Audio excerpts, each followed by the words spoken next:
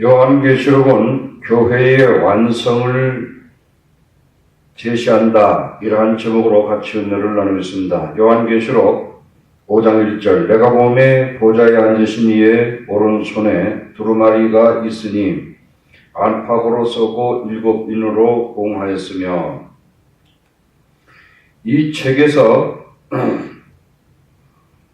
이 요한계시록 책에서 우리는 하나님의 섭리, 즉 그리스도의 구속, 그리스도의 구원, 교회의 증거를 봅니다. 요한계시록이 없으면 우리는 교회가 그리스도의 증거임을 알지 못한 채 서신서들을 거듭 읽게 될 것입니다. 사복음서에서 쭉 어디에서 어두운 밤에 등대들처럼 빛나는 교회들을 볼 수 없는 것입니다. 그러나 요한계시록에서 교회들은 먼저 빛나는 등대로 나타나고 있습니다. 결국에는 영혼 안에서 교회는 새 예루살렘, 즉 금으로 된 산이 될 것입니다. 이것이 교회의 놀라운 최종 완성입니다. 한밤중인 오늘날에조차도 우리는 빛나는 등대들을 갖고 있습니다. 요한계시록은 요한이 쓴 책들의 결론입니다. 요한복음은 생명을 나눠주기 위한 것입니다. 요한복음 10장 10절에 도둑이 오는 것은 도둑질하고 죽이고 멸망시키려는 것뿐이요 내가 온 것은 양으로 생명을 얻게 하고 더 풍성히 얻게 하려는 것이라. 요한복음 12장 24절에 내가 진실로 너에게 이르노니 하나님의 별이 땅에 떨어져 죽지 아니하며 하늘 그대로 있고 죽으면 많은 열매를 맺느니라. 이 구절들에서 요한복음의 중심 사상인 생명의 나눠줌을 봅니다. 요한계시록에 본 요 복음서들, 특히 사도행전, 서신서들, 계시록 등으로 구성된 신약의 결론의 책인 것입니다. 복음서들이 우리는 예수님이 오셔서 베드로와 요한과 같은 소수의 사람들 안으로 자신을 씨로 뿌림으로써 인류 안으로 자신을 생명의 씨를 뿌리셨기 때문입니다. 사도행전은 생명의 인식이 있습니다.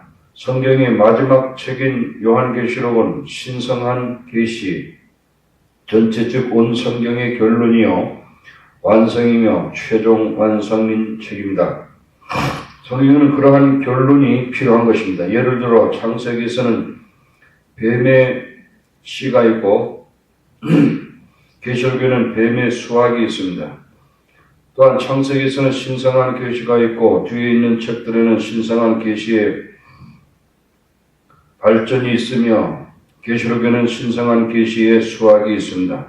여행할 때 우리는 목적지에 도착할 때까지 길과 도로에 대해 분명치 않습니다. 우리는 도착한 후에 우리가 걸어온 길을 되돌아보고 나서야 우리는 매우 분명하게 됩니다. 계시록에서는 우리는 전 성경의 목적지에 도달하게 되는 것입니다. 전체 성경은 그리스도를 계시하고 있습니다.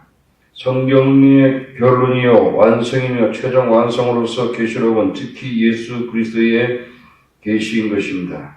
그 계시의 초점은 그리스도인 것입니다.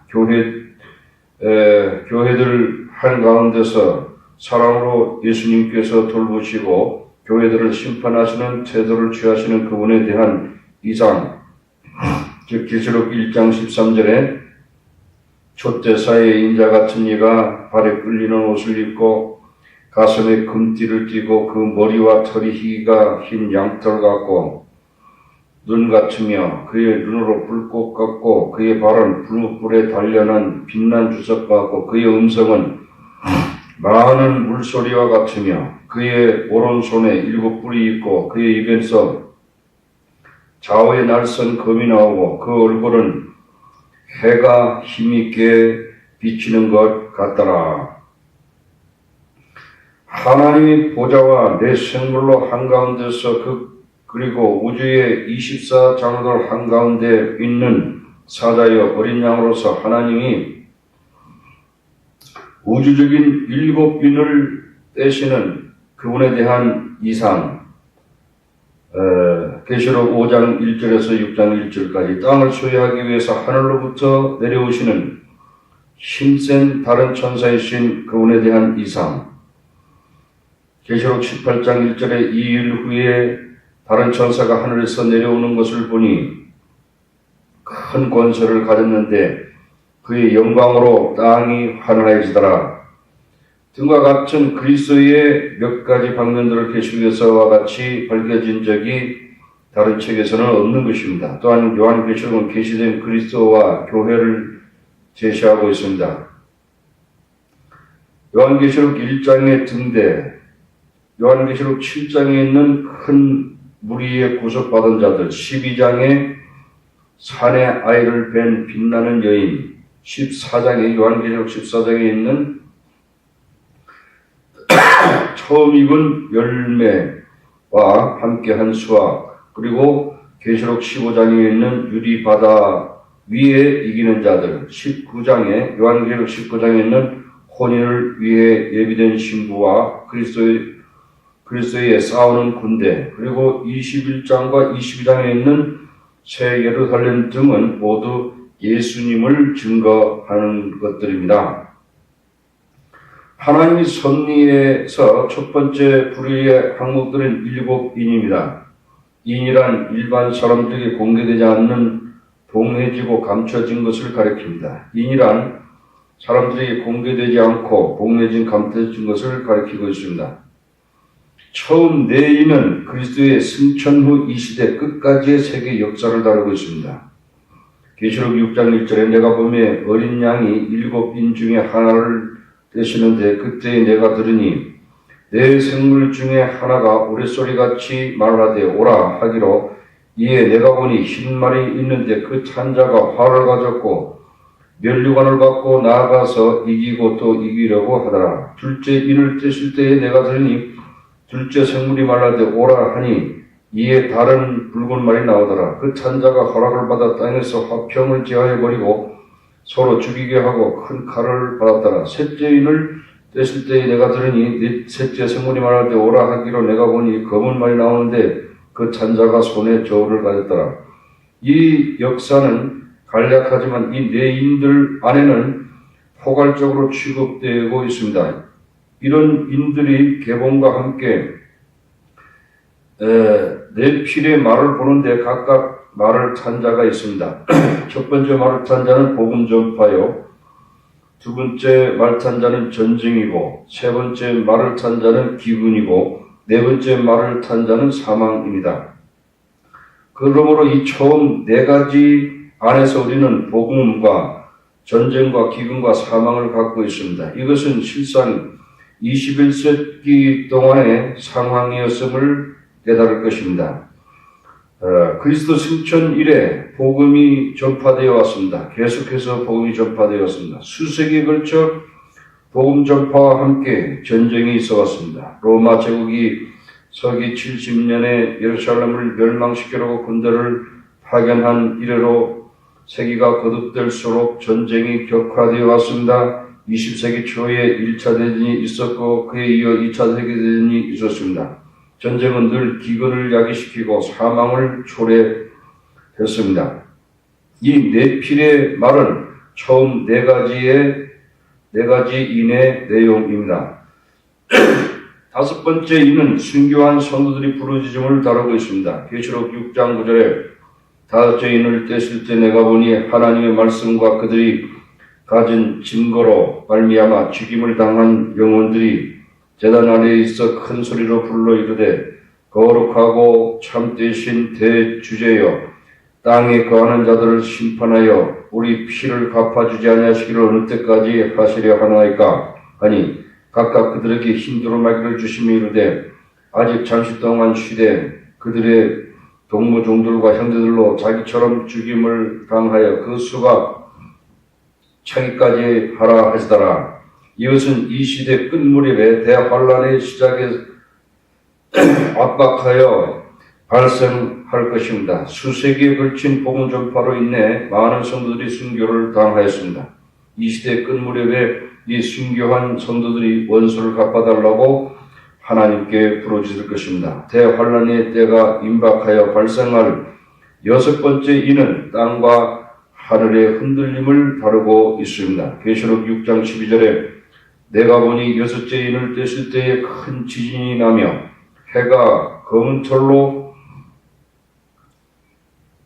짠 상복같이 검어지고 달은 온통 피같이 되며 하늘의 별들이 무화과 나무가 태풍에 흔들려 설익은 열매가 떨어지는 것 같이 땅에 떨어지며 하늘은 두루마리가 말리는 것 같이 떠나가고 각 산과 섬이 제자리에서 옮겨지며 땅의 임금들과 왕족들과 장군들과 부자들과 강한 자들과 모든 종과 자연이 굴과 산들이 바위 틈에 숨어 산들과 바위에게 말하되 우리 위에 떨어져 보좌에 앉으신 이의 얼굴에서와 그 어린 양의 진노에서 우리를 가리라.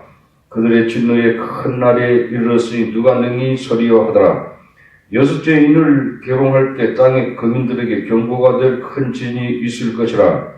계시록 6장 12절에 내가 보니 여섯째 인을 뗄 때 큰 진이 나며 해가 검은 철로 짠 상복같이 검어지고 달은 온통 피같이 되며 하늘의 별들이 무화과 나무가 태풍에 흔들려 설익은 열매가 떨어지는 것 같이 땅에 떨어지며 그러나 영원히 지속될 일곱 인은 일곱 나팔로 구성되고 있습니다. 인과 나팔을 혼동하지 말아야 합니다. 인들은 은밀하지만 나팔은 또한 공개적입니다. 만일 봉인할 때 그것들은 은밀하게 만듭니다. 나팔은 공개적으로 나팔을 붑니다. 일곱 나팔들은 일곱째 인의 내용입니다. 처음 네 나팔은 땅과 바다와 강들과 해와 달과 별들에 대한 심판입니다. 계시록 8장 7절에